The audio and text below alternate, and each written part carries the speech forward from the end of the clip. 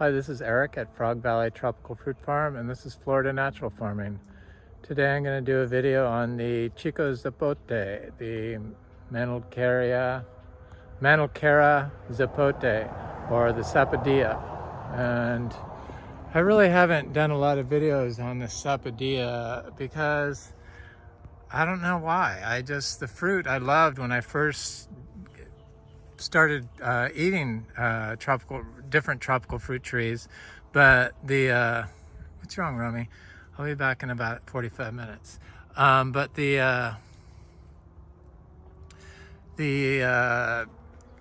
Sapodilla, the Chicozapote, just started feeling or tasting too sweet to me, and they're very easy to grow trees. And I looked up the bioactive compounds, the phytochemicals in the Chicozapote, the Sapodilla tree.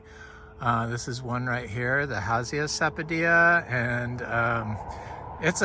they're a powerhouse of phytonutrients and phytochemicals and bioactive compounds. And I'll do links of this in the description section. And folk medicine, I guess it is lore, uses this for medicine. And I'm not a medical doctor. I'm just going to provide links to that, and you have to figure out what's good for your own health. But I'm just going to show you how to grow a Sapodilla, or how to plant a Sapodilla. And we grow them, we dry farm them. So this is a Sapodilla, and it's got quite a bit of fruit on it. And we take an integrative agriculture approach to natural farming, rare tropical fruit trees. So we do not water anything, and we focus on soil health, and we stay off and out of the system as much as possible. So the only time I would go around this tree is now to show you a video, and to pick fruit, or to drop off our daily manure, which is what our whole fertility is based around the miniature zebu from Hindustan, India. And I wanted to find out how they grew mango trees indigenously, and I discovered the miniature zebu, and it's as close as I can get to an indigenous cow from India. And I love them. They're just amazing creatures, and their input, their manure makes plants fruit, makes tropical fruit trees fruit. And that's what this is. This is like a daily supply around my mangoes. You got to make sure and keep it away from the trunk. But I put some around that Sapodilla because it was struggling during severe drought. This was a lawn for 55 years, which is amazing. They just had mowed lawn here, never planted anything. So it was highly compacted. And I found that compaction is the biggest detriment to our success. But it's been 8 years we've been focusing on soil health here, and it seems to... I walked by a Sapodilla back there, but I'm gonna start looking at this one. It seems to be all fixed, mostly fixed now. This particular Sapodilla, this is a Sapodilla that was as big as that other Sapodilla, but we had a back-to-back drought period. We don't water anything, we just rely on rain. I don't water plants when I plant them in, and I'm gonna show you that here shortly. And because I have some little Sapodilla seedlings that my friend Frank gave me, and I'm gonna show you how we do it. And but this particular Sapodilla was the only Sapodilla tree that's ever been affected by drought. They're very easy and drought tolerant plants. And if you have a healthy orchard floor that's green and lush like this, and your plant is dying, it's not from the drought. It's probably because a rodent has eaten around it and killed it, or you planted it in the soil that you got it from the nursery, and if it dries out, because those nursery plants have chemicals in it, from the nursery, and the soil has nitrogen in it. So when the nitrogen dries out, it will burn the roots and kill your plant. Or the plant just hasn't moved outside of its root ball and can't cycle nutrients properly. And if it can't cycle nutrients properly, the water cycle isn't working properly, and that's due to compaction. So this tree died back to here during the drought because this was like a really bad compacted spot. And the whole bottom part did not die, but so it just died where its roots couldn't go down deep. So its roots were shallow, and so the tall part just started dying back during the severe drought. It's the only Sapodilla tree that we grow. We have more than 20 or 30 of them. We have a lot. And it's finally come back. It's been a year, so it's coming back from the summer drought. This happened not last summer, but the summer before. So it's been over a year. But it was a summer drought followed by a winter drought. So both, it's been a year. Trying to go look at some more Sapodillas, but I have to walk around everything. And that's what it's caused from. It's not because your tree can't grow under drought conditions. It's because the water cycle probably is not working correctly because your soil is compacted, which is the case with that tree. Guaranteed.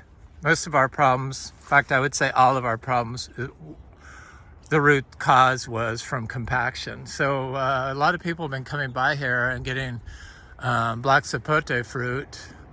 I have more people coming by today. People come from far away, from like Jacksonville and Tampa, and I have a couple local people that come by, one from Vero Beach, and my friend Frank, of course, is in Fellsmere, and his wife, Annette.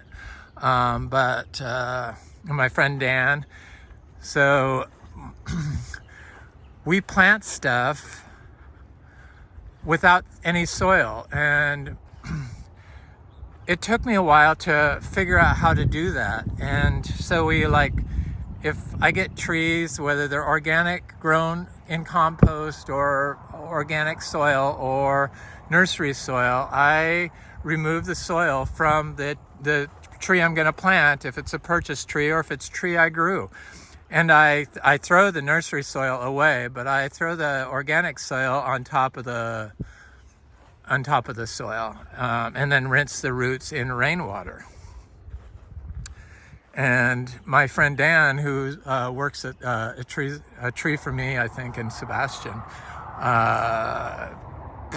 I was talking to him here because I was complaining about my longan trees and not, taking forever to grow. And he goes, "Oh, you got to remove the soil." And I'm like, "Oh, like I do with my aeroids?" And he's like, "Yeah." And I'm like, "Why didn't I do that?" And I'm like, "Oh, thanks." So I started doing that because I knew it worked with the aeroids, and I trust what he says because he knows what he's talking about when he talks about growing, and naturally, and he grows like this, very similar to this, and I did it, and from then on, I haven't had any issues with any plants. And here's a little Sapodilla this was from freeze damage from 2 years ago. This is one called Ox from Zills. And it's finally coming back fairly well. Here's a little Sapodilla in here. It got freeze damage too. You can see the dead part on top. Most of them did not get any freeze damage. Here's another one right here, little Sapodilla. So you could see they all do fine, and they all do fine during drought stress periods like we're in now. But I don't worry about drought. Drought has not killed plants for me. Just maybe damaged one Sapodilla. Not maybe, it did damage that one Sapodilla. So I'm going to go over to my little seedlings and show you how we grow or how we plant Sapodillas. Maybe I should check that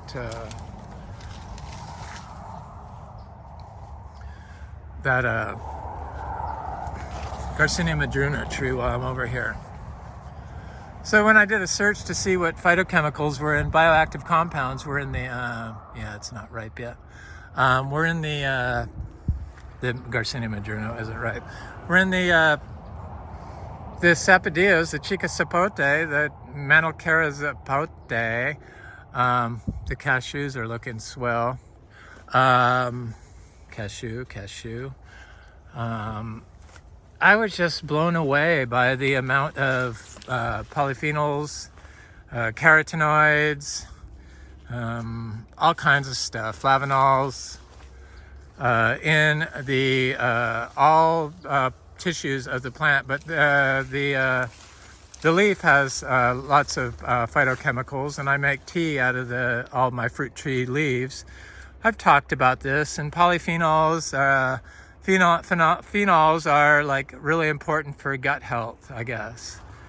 And the carotenoids are the lycopene that's in tomatoes that they're finding out is like super important for heart health. I'll do links of studies that I've read. The only one I didn't get to read through was the one on folk medicinal benefits of tropical fruit trees. I'll do a link of that. There's an ackee fruit. I have to plant some of those. But I was just like, whoa, they're like powerhouses of, Sapodillas are powerhouses of phytochemicals. Of course they are. Most of these indigenous fruits, like from Mexico or India or Asia, all seem to be powerhouses of rare tropical phytochemicals. So this is how the little Sapodillas came. This is my ackee. These are from my friend Frank. Yeah, I know I have plastic containers. It's very hard for people to move away from those. I understand. Even I have some here, but I'm gonna put those in the recycling bin as soon as I'm done. But I know they're all raised organically. This is Frank's soil that he makes compost. He makes excellent compost. So I threw it out here, and then I kind of try to get the soil off the roots without breaking the root. And this is how we prepare them to plant. And so these little tiny seedlings, well, look at that long root the Sapodilla has. There's no way these things can suffer from drought. They're just like deep-rooted plants. So that's why we really haven't had any issues with drought and Sapodilla.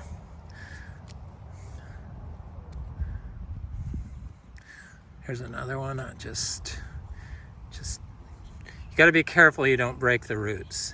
That's like key. Very nice root system on these plants. Thank you, Frank and Annette. This is a giant variety of Sapodilla from one of his farms. Frank is a lucky person that has 3 tropical fruit farms and amazing collections of plants. And he said he hadn't been watering this pot, but the pot is all wet for some reason inside. I kind of don't water my tropical fruit trees. This one looks like it's a little drought stressed, this particular one. My tropical fruit trees in pots. The rabbits got this one, I see. They made their way over to my fruit trees. So that's my nasberry, the Chicozapote, that are all being prepped for planting now. So I put them in rainwater, and then I grab my shovel. I can do the shovel in and the plant at the same time. So I found this section over here where I've been planting, I guess, different Garcinia trees. And so it's an area that's like, it's an area that's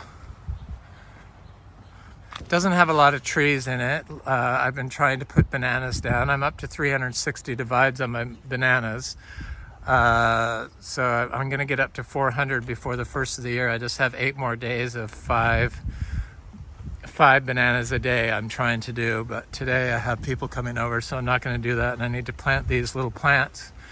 It's supposed to hopefully rain on Thursday or so, but in here there's like so much poison oak, and I've been planting a little cacao in here because it's a new area for cacao. And I had given my friend Scott, who gave me some plants yesterday, traded some plants for fruit, black sapote fruit, and he said, "Oh my God, I've been trying your method of growing without soil and planting without soil." And he goes, "I did it with the little cacao because I told him do it like this and don't water them when you plant them in." And he goes, "I did it with them," and he goes, "and they're perfect."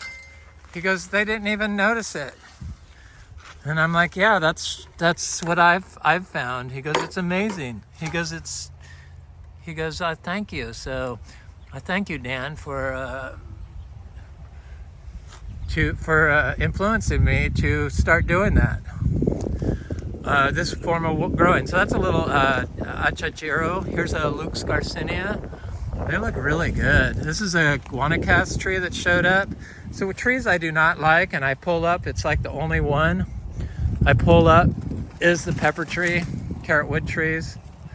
They're just a maintenance nightmare for me. I know my friend Frank lets them grow and then he chops them like they do in permaculture, but it's just too much work for me. I'm too old to do that. I have too much property, and it would just be non-stop chainsawing, which I hate the noise. So here's a little MB Garcinia that's doing good. And I know there is something else around here. That's that Lux Garcinia.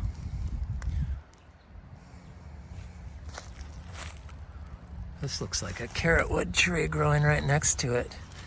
I do not like that. I pull up the carrot wood trees too. There's a passion vine growing here, I see. The passion fruit seems to be everywhere now. I guess passion fruit is high in lycopene, so it's a heart-healthy phytochemical that's found in tomatoes. But it's in watermelon and pomegranate, and basically it's a carotenoid like that are found in sapodillas, a type of carotenoid, a flavonol or a carotenoid. That's what it is. It's just so much stuff you have to know. So I know there's a bunch of other little sapodillas in here because I've seen them, and I'm trying to look for them on the fly, and I don't want to step on them. But I'll just plant that. Here's that little achachiro tree seedling. These are all direct sown seeds. I prefer to direct sow my seeds. So there's my little trees, and I'm going to come over here, and I'm going to, this is the only time I walk through here is when I'm planting or harvesting fruit or dropping off manure. And I'm going to put the shovel in right here. This seems like a good spot for this little tree, and just give it this is how we plant our Sapodilla, Chicozapote trees. And so I do this, had a very deep root, so I want a shovel to go all the way down, and then I do that, and then I dig out one side, little hole. Soil is damp, it's not dry, and I get it as much deep as I can go, because that root ball was, or that root on those little sapodilla trees was huge. So then there's that, and then I come over here and I pick my little tree up.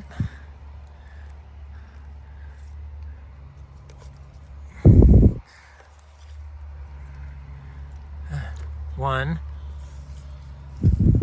So this one looks like it could use be in the same hole with that. But look at that root.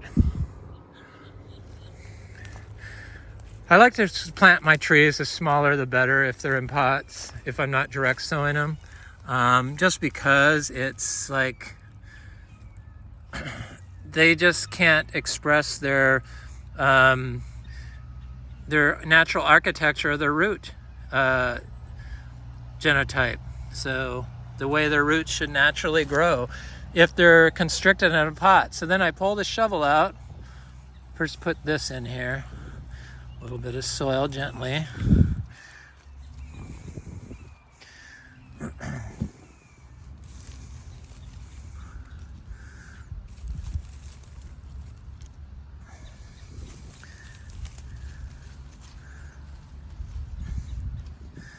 Soil's very warm, and then I just do this, and then I just close it up.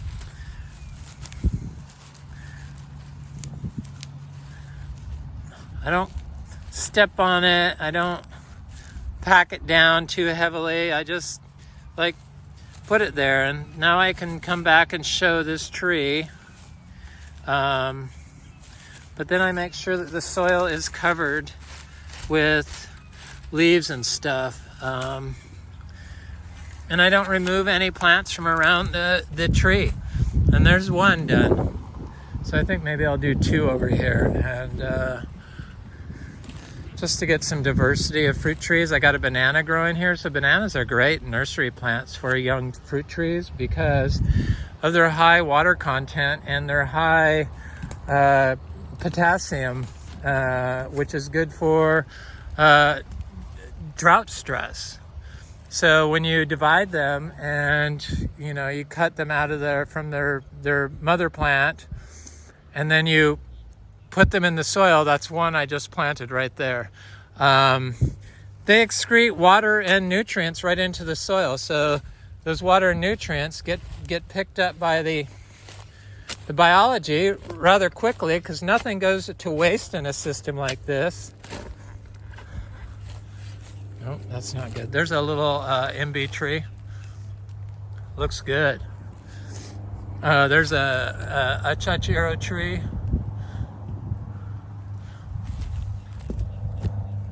Seedlings, so maybe this isn't a good spot. So I think maybe I'll do it right over here. Make sure I don't step on that other Sapodilla tree. I'll put it right here. There.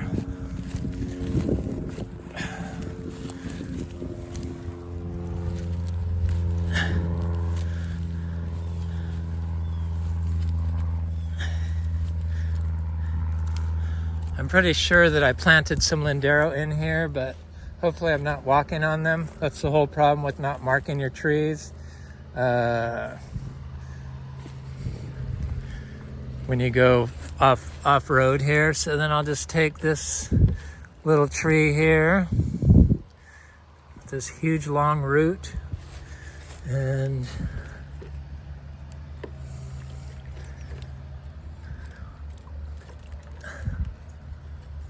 this one just wants to get trashed, this little tree. Here's one. Look at that root. Long roots.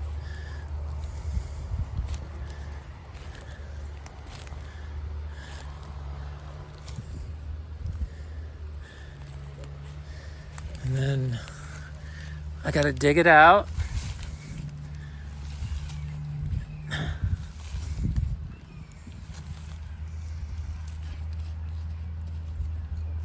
I haven't found any tree that dies, my little seedlings. The only problem I've found is that sometimes the rabbits will get them and chew them.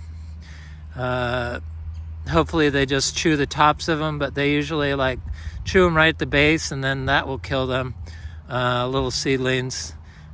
But that's kind of the only thing. You just kind of have to expect that. Rabbits have to eat, and I don't let it bother me. It can be disappointing when they get your favorite plant, like they got my one of my favorite palms, my Joey palm, which cost a small fortune for a tiny little tree, and they dug it up, and I didn't notice it in time, and I'm pretty sure it's probably dead. So here's another little Sapodilla planted. So now I have two over here, so I can find one if I'm looking for it when I need to do a new video and show you. The rabbit's got the top of this one, I see. See right there. They get them right out of the pots.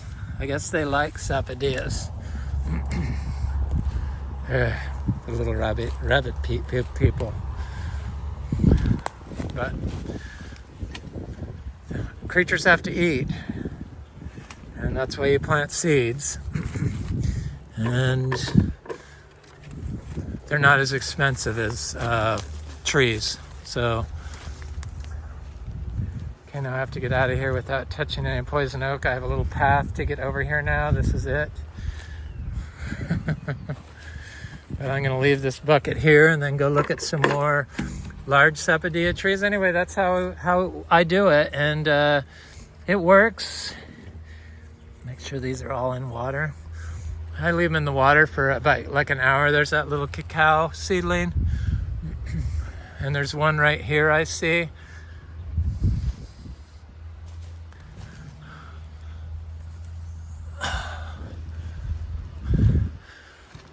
They don't mind. Little trees, this is how trees are supposed to grow. For some reason, we think we have to like micromanage every aspect of a plant's growth, and then in the process, we destroy the plant's ability to here's a pepper tree. The plant's ability to survive. I got to come over here when this is a big pepper tree. I didn't even see it, but I was looking at this. I think this is a philodendron, or not philodendron, a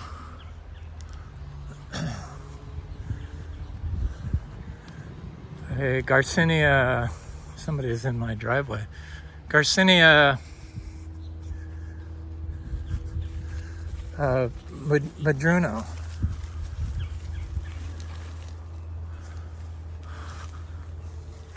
Hold on, I gotta see who this is. They must be dropping something off, maybe? Yes, no? Yes, oh, mail delivery. Seems like an odd hour. Thank you.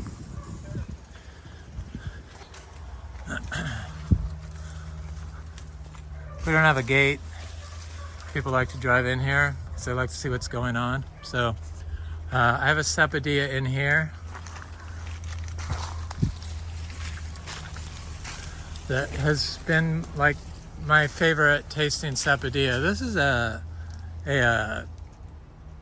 Juicy Pearl Star Apple. So it's Chrysophyllum argenteum uratum subspecies. And it's doing really good. It looks really good this year. It's gotten quite large. I'm expecting that to start fruiting. It's a seed-grown tree, but this is my Sapodilla that has been my favorite fruit. And I was wondering how, because the Sapodillas are, they seem like a dwarf. Somebody wanted to know what I would suggest for a dwarf tree.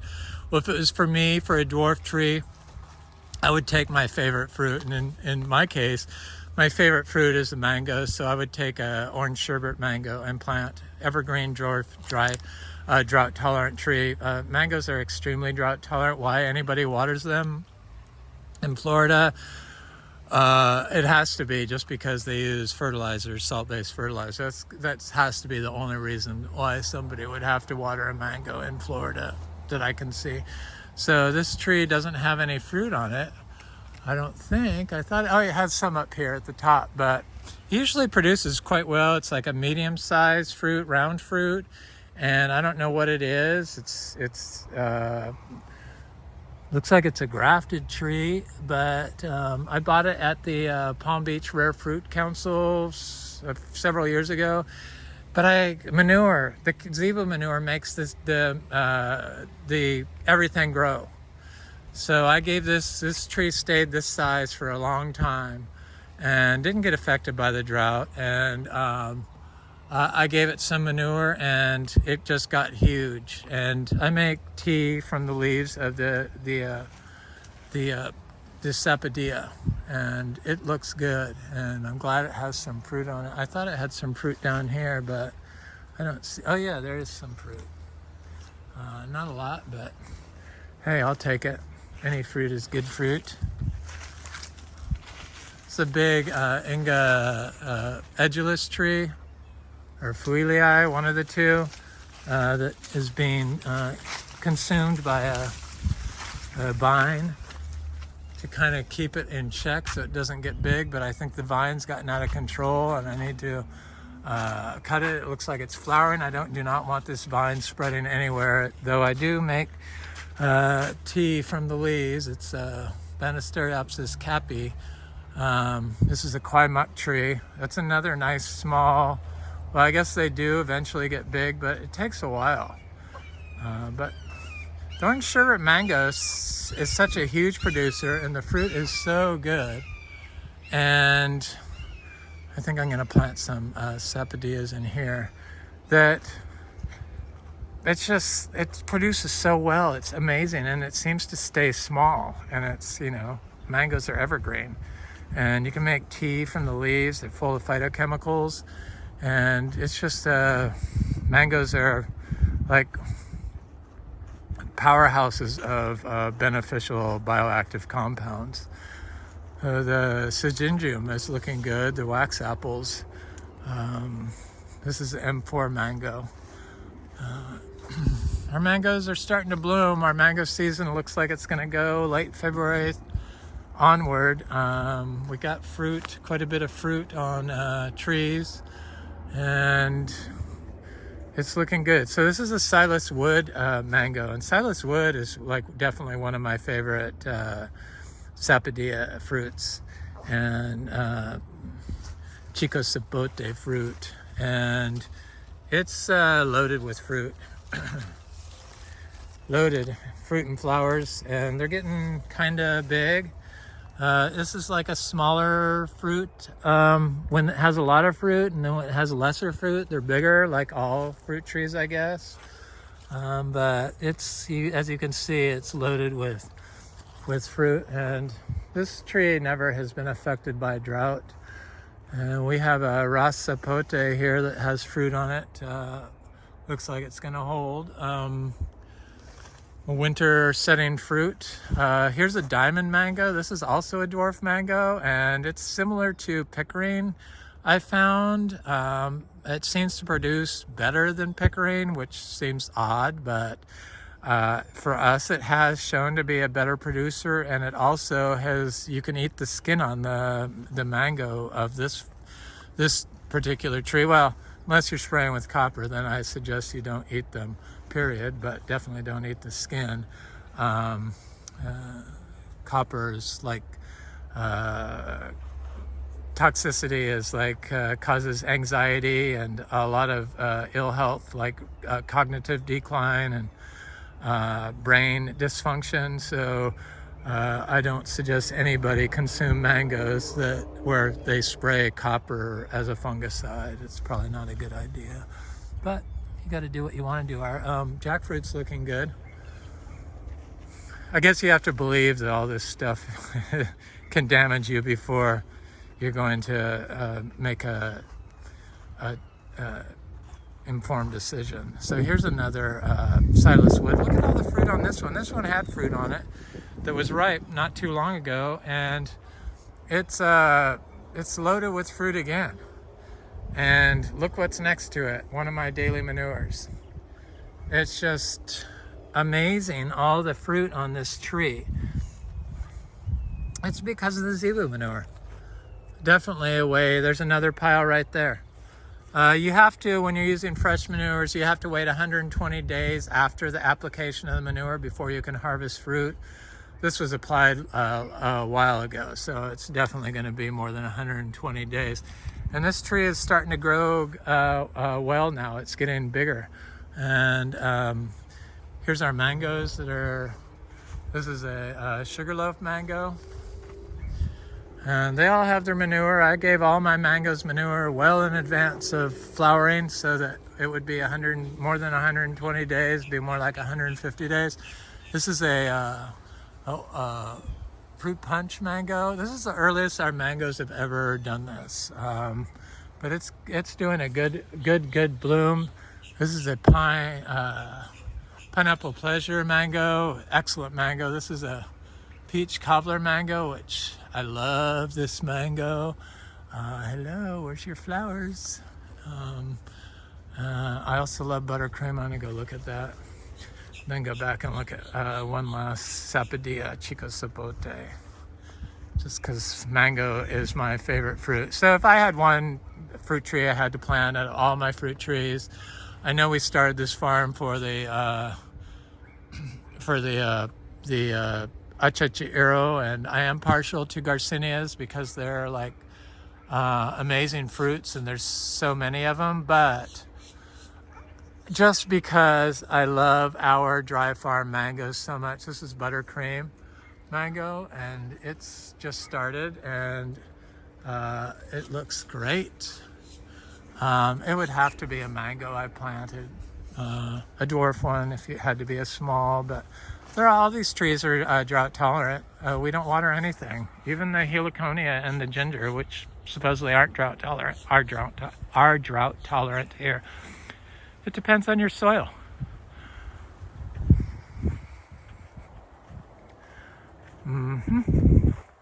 So our sweet tart mango is blooming well now on that side.